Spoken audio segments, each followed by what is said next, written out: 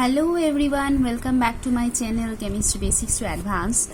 So today's our topic of discussion is labile and inert complex, which is a very important topic from the coordination complexes, and every year question comes from CSIR GATE and NET exam. Okay.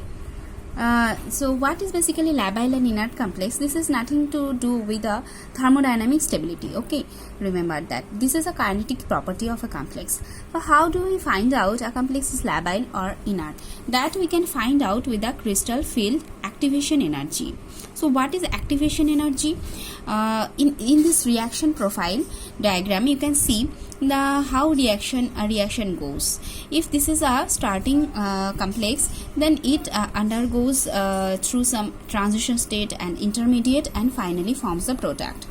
So the energy difference between the ground state complex and its transition state, this energy difference is called activation energy. If this is this y-axis is having energy and this is reaction coordinate, then this will be called as activation energy. We know that. So when complex having crystal field stabilization energy, when that complex undergoes the reaction, then it will have some certain crystal field activation energy. So this labile and inert complex depends on this crystal field activation energy. When the crystal field activation energy is low, then a compound will be labile. That means it will easily undergo reaction. And if this crystal field activation energy is high, then it will be called an inert complex. That means the reaction will not go very easily or very fast. Okay, so inert complex will be very slow to react and labile complex will be fast to react.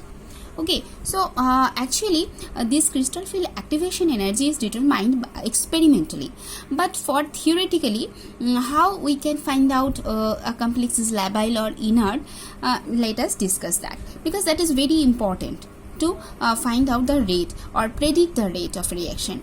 Okay, so I'll tell you some formulas from where you can very easily find out labile or inert complex. This will also required for your electron transfer reaction also, and substitution reaction as well as. So labile complex will be those which will have a strong Jahn-Teller distortion and low crystal field stabilization energy. If it is 0, then it will be obviously a labile complex.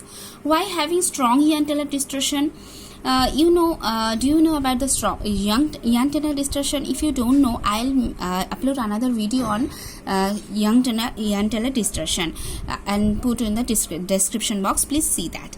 Okay, if strong Jahn-Teller distortion is for octahedral complex, let's say example of octahedral complex, due to strong Jahn-Teller distortion, what happens if this is 4 bonds? Okay, so due to Jahn-Teller distortion, these axial bonds may elongate, or this equatorial bond may elongate. Okay, that means the bond angle between metal and ligand, all the bond angle between metal and ligand will not be same. This is small, this is long, this is long, and this is short. Okay, metal ligand.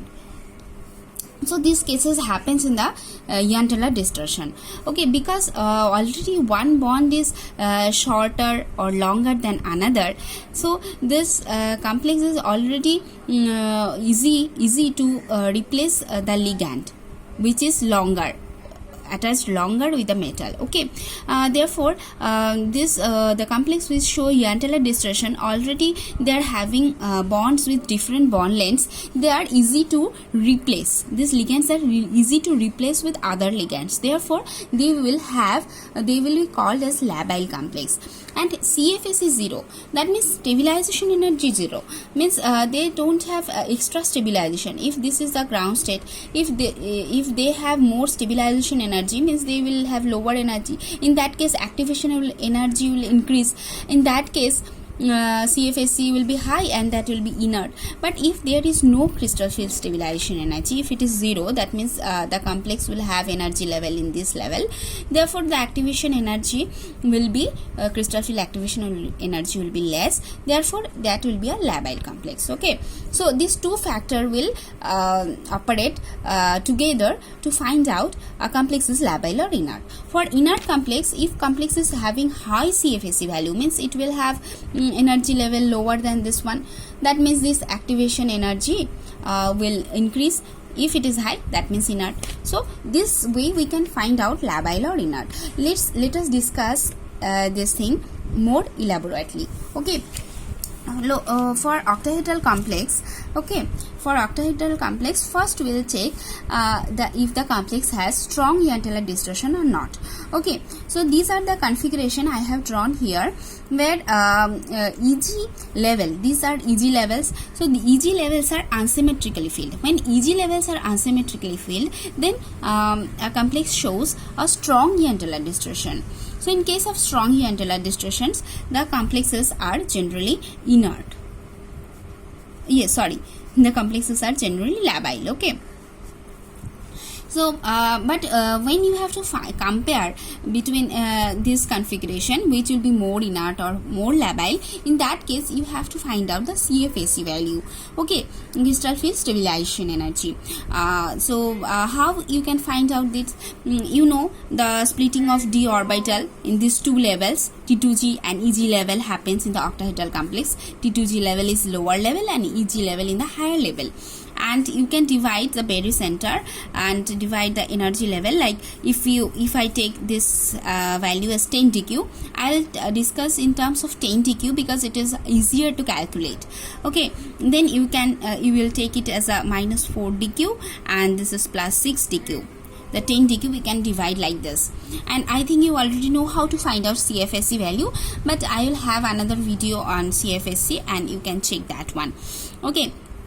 So in this configuration, you can see 3 electrons in the T2G level. So 3 into 4, 12 minus 6 dq.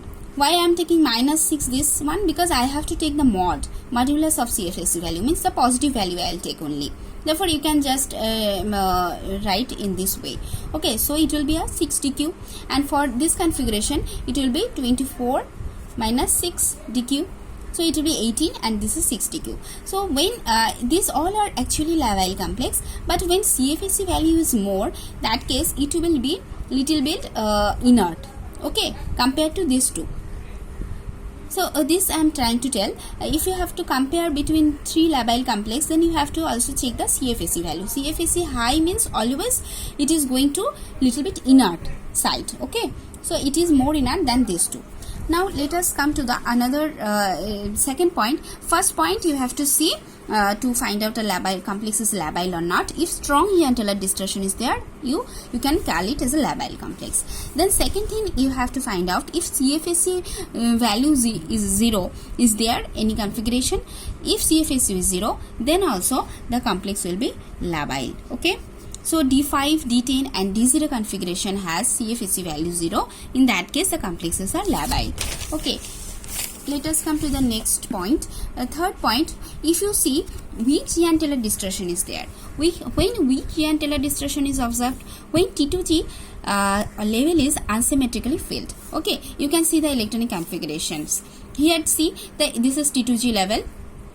See, T2G levels are unsymmetrically filled here, and EG level no electron or symmetrically filled. So in this case, these are in weak Jahn-Teller distortion case, you have to find out the CFSE value. So it will be 16 dq, 12, 8 and 4 dq. So what I have told, when CFSE value is more, then it will go more towards inert complex. So this complex will be inert compared to other. Okay, this will be inert, and this are having low CFSE value. So this will be labile. This will be labile. So this way you can find out a complex is labile or inert. So we have checked strong Jahn-Teller distortion, CFSE 0, weak Jahn-Teller distortion, and the next thing is left is no Jahn-Teller distortion. When no Jahn-Teller distortion is there, complexes are generally in the inert side. Okay. But if you have to compare between different electronic configuration, which is more inert and more labile, that case you have to find out CFSE value. See here, this CFSE values are like this. So in this configuration, CFSE value is highest, 24 dq. That means it is most inert than these two configuration.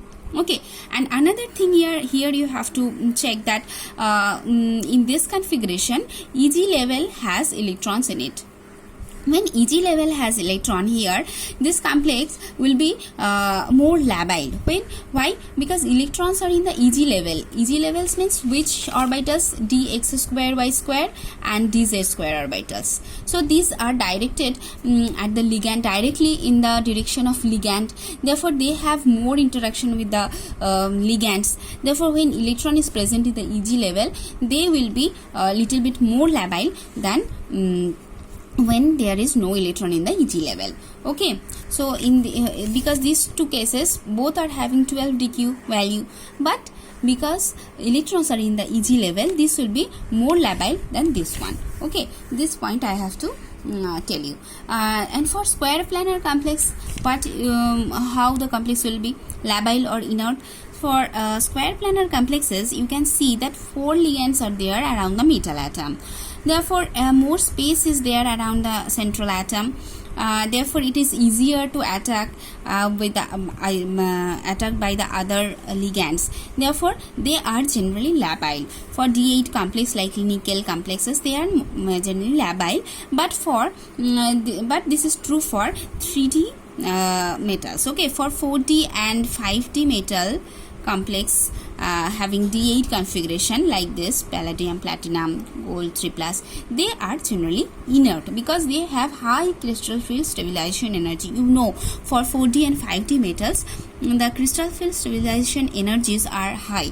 Therefore they are inert. Okay, let us discuss some question answers so that this concept will be more clear to you. Okay, this question I have taken from GATE and NET exams. Okay, so you have to find out the rate of exchange of cyanide ligands. Okay, so these three are given. Okay, so you can see here this is a square planar complex, so this will be most labile. Therefore the rate of exchange will be highest for number 1. Okay, and in this case you have to see if strong Jahn-Teller distortion is there, but no strong Jahn-Teller distortion is there, because here manganese 3+ is D4 system and it's low spin. Therefore it will have a configuration like this, electronic configuration like this, and it will have weak Jahn-Teller distortion, and CFSE value is 16 dq, so it is moderately inert. Okay, and for here no Jahn-Teller distortion is there. When no Jahn-Teller distortion is there, that means it is normally inert type of complex. Okay, so this will be most inert, but it will be moderately labile, not that much inert, because it has weak Jahn-Teller distortion and a moderate value of CFSE. Okay, therefore 3 is most inert. Therefore rate of exchange of cyanide ligand will be slowest for compound 3, and in the middle it will be 2, and it will be highest for this complex. Okay, let us move to the another question. So in these configurations you have to find out which is kinetically inert. So you have to find out, first check if labile complexes is there. So first thing you have to check strong Jahn-Teller distortion is present or not. So in this configuration you can see strong Jahn-Teller distortion is there. That means it is a labile complex. Now second point, you have to find out if CFSE is 0 or not in any configuration. See, in this configuration CFSE is 0, therefore it is also a labile. So this too is labile. Now among these two we have to find out. So here no Jahn-Teller, and here weak Jahn-Teller distortion is there. No Jahn-Teller is generally inert complex, and CFSE is also very high, 24 dq. So it is a very inert complex. Compared to this one, it has weak Jahn-Teller distortion and CFSE also low. Therefore it is moderately inert or labile. Therefore highest kinetically inert will be the complex A. So A is a kinetically inert. Then C, because it is having high CFSE and weak Jahn-Teller, C. So most labile is B, because strong Jahn-Teller distortion is there. Next CFSE 0, so this is next labile, then the B, and A is most inert. So you have to arrange in this way. B is the most labile, A is the most inert. Okay, so this will be the answer. So next move to the next question. So you have to find out inert and labile complexes from here. So you can see here the metal is not a transition metal, so it is having CFSE 0. So CFSE 0 is generally forms a labile complex. L means labile. Okay, and these two complexes, vanadium is 2 plus, so D3 system, and it will have CFSE of 12 DQ, and this chromium 3 plus is D3 system, and it will have CFSE 12 DQ. So in this both the cases, no Jahn-Teller distortion is there. So no Jahn-Teller distortion, no Jahn-Teller distortion. So no Jahn-Teller distortion means they are generally inert. Okay, they are generally inert. But if you have to find out which is more inert in these two cases, then how you will find out? See here, metal is having +2 oxidation state. Here metal is having +3 oxidation state. So you know, I think already the factors which affects the crystal field splitting. If this is the 2 energy level splitted for vanadium 2 plus, so this level will be more for chromium 3 plus, because metal is having higher oxidation state. Therefore this del 0 or 10 DQ value will be more for chromium 3 plus than vanadium 2 plus. Okay, therefore this will have actually the CFSE value, this value will be same 12 12, but this DQ value 10 DQ value itself increased for chromium 3 plus. Okay, therefore this is actually having more crystal field stabilization energy, because its crystal field stabilization energy also depends on the DQ term, this del 0 or DQ term. Okay, so when splitting is more, then already CFSE crystal field stabilization energy is increased. Therefore this will be most inert. This will be most inert than this one, and this one is labile. Okay, now move to the next question. You have to find out which one is most inert. Okay, so in these complexes you can see here chromium is chromium 3 plus, and D3 system it will have a configuration of T2G3. So here no Jahn-Teller distortion, and CFSE is 12 DQ. So no Jahn-Teller distortion means it is in the inert category. Okay, and iron 2 plus is high spin D6 because it is a low field ligand. Okay, so it will have T2G4 and EG2 configuration, and weak Jahn-Teller distortion will be there, and CFSE value is also low, so it will be a labile complex. Now for chromium 2 plus, it is high spin D4 complex, so it will have strong Jahn-Teller distortion, that means it will be a labile complex. And for nickel 2 plus D8 system, and it will have T2G6 EG2 electronic configuration, no Jahn-Teller distortion, and 12 DQ. No Jahn-Teller distortion means it will be a inert complex. So we can see here no Jahn-Teller distortion, no Jahn-Teller distortion. It is inert and it is inert. But if we have to compare between these two, which will be more inert? Which will be more inert? So it will be more inert, D3 compared to D8. Why? Because here Eg orbital have no electron, but here Eg orbital have 2 electrons. I already told before that if electrons is present in the Eg orbital, that will be labile than this one. So A is most inert, then D will come in the sequence. Then in this 2 is labile. Now we have to find out which is most labile. So strong, whenever strong Jahn-Teller distortion is there, that will be more labile than this one. So C is most labile, you can see, and B is inert than this, than C, means less labile, we can say. So the sequence will be like this. So if you have, the question was the most inert, so most inert is complex A. This is your answer. Okay, let us move to the next question. So you have to find out the rate of water exchange. What is the order of that? So first find out strong Jahn-Teller distortion is there or not. So for copper complex, strong Jahn-Teller distortion is there, so it is labile. Here CFS is 0 because manganese 2 plus, which is a D5 system, so that is also labile complex. For iron 2 plus, it is a D6 complex and weak E-antler distortion is there, and CFSE is low, therefore it is also labile. And for nickel 2 plus, it is a D8, no E-antler distortion. It is in the inert complex little bit, but not very inert because EG level having electrons, so it is moderately inert, not very inert. So you have to now find out in these three labile which is most labile. So always I told that which will have strong E-antler distortion, that will be the most labile. So A will have highest rate of exchange of water. Okay, then CFSE 0, the second point CFSE 0, so B will be the second labile. Then third is this one C, and this is little bit inert, I already told. So last is D. So exchange of water will be slowest for nickel complex. Okay, so next move to the another question.